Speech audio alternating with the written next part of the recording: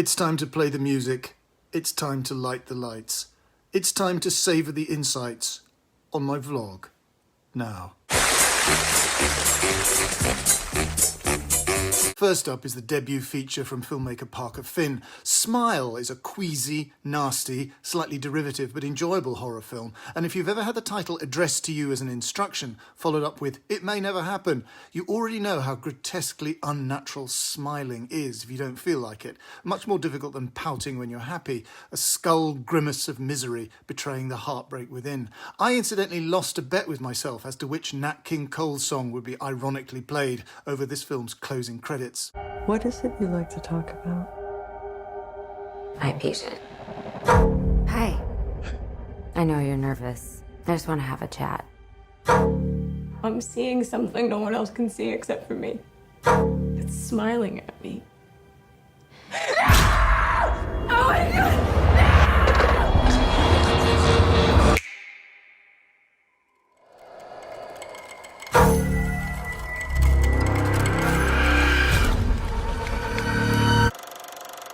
Like David Robert Mitchell's film It Follows, this takes an indirect inspiration from the M.R. James short story Casting the Runes, all about an unending DNA replication of evil. It's shot in a dull, blank, subdued light into which supernatural incursions and hallucinations can insinuate themselves without warning, together with unsubtly brutal but effective jump scares.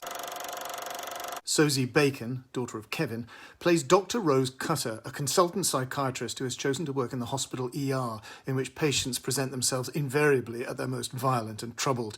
This is Rose's vocation, stemming from a trauma in her own childhood, which she has effectively suppressed with elaborate professional calm.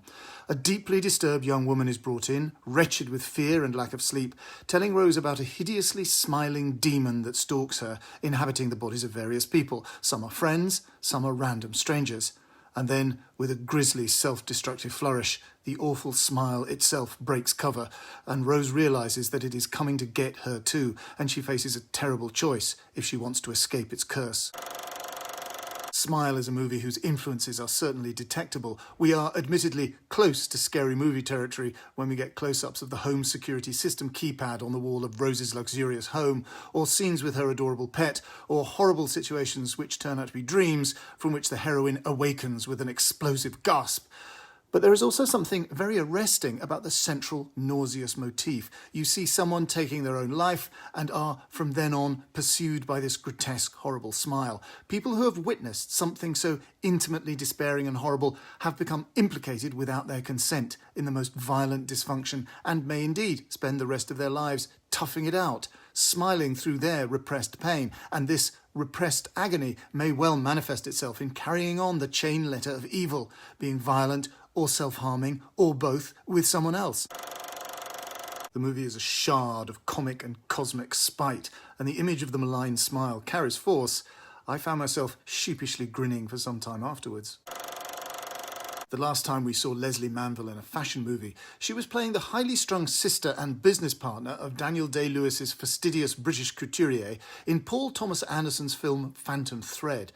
Now she returns in a very different fashion film, but set in very much the same era. Mrs. Harris Goes to Paris, playing Mrs. Ada Harris, a chirpy London cleaning lady whose backdated war widow pension kicks in at the same time as a win on the football pools. Younger viewers may need to Google that. And she heads off to Paris with a big dream to buy a beautiful Christian Dior gown. Excuse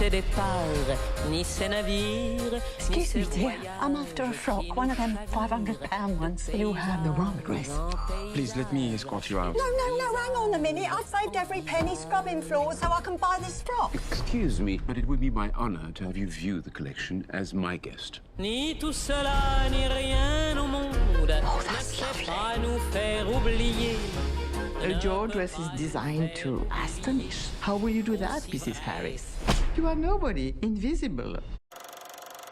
Wide-eyed Mrs. Harris finds herself initially looked down on with haughty Gallic astonishment by the fashion house's formidable director of operations, Madame Colbert, Isabelle Huppert, who has no great wish to be addressed as ducks. But Mrs. Harris's innate charm and innocence win everyone over. There's a lovely sweet-natured sense of fun in this Cinderella tale, a multicoloured confection like something Fortnum and Mason might put in the shop window. Manville carries it off with absolute conviction. She plays Mrs. Harris's naivety with just the right lightness, her determination with just the right edge of steel, and her inner grief at the long-denied loss of her husband with just the right seriousness and sadness. And there's a terrific supporting cast giving it some zing both sides of the channel.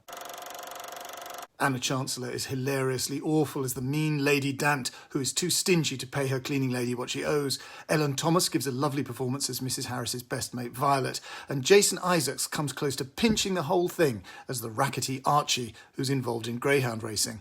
Once Mrs. Harris makes it to Paris, she encounters that scary Madame Colbert, great tongue-in-cheek stuff from Isabelle Huppert, but also the handsome, soigné Marquis de Chassange, played by Lambert Wilson, who takes a gallant shine to Mrs. Harris.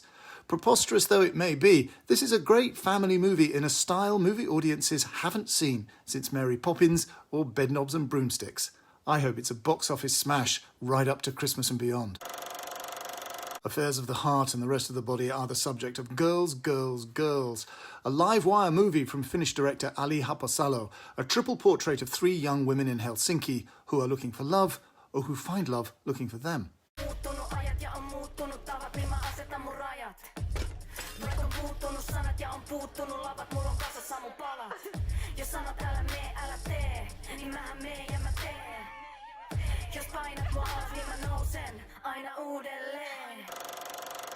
Amu Milanov plays Mimi, yearningly disgruntled with life at school where she gets into a scrap with another girl. Her friend Ronko, Eleonora Kohanen, works weekends with Mimi at the smoothie bar at the Mall, where a certain sweetly shy guy is hanging around asking Ronko for a date. Mimi meets the willowy and charismatic Emma, Linnea Leno, whose own emotional and sexual life has until now been displaced into figure skating and who is obsessed with nailing the desperately hard triple Lutz manoeuvre, an elusive experience which this film wittily places in juxtaposition with a girl's search for an orgasm. Girls, Girls, Girls reminded me of Lukas Moodysson's films like Show Me Love and We Are the Best, and I like the way it showed how sex is an experience which explodes into your consciousness in your teen years as something clearly more important than anything else in your life, but which you are required to pretend is only one equal part of everything else you're dealing with, schoolwork, family issues, etc., etc. This is such a vivid, likeable, triple-decker performance from Milanov, Kohanen and Leno. And so the curtain comes down on another vlog. Please subscribe to this YouTube channel and leave a pithy comment to say that you've subscribed and how moved you are by my continued online presence. And please, oh please, buy my book, The Films That Made Me, an edited selection of my essays and reviews for The Guardian. See you next week.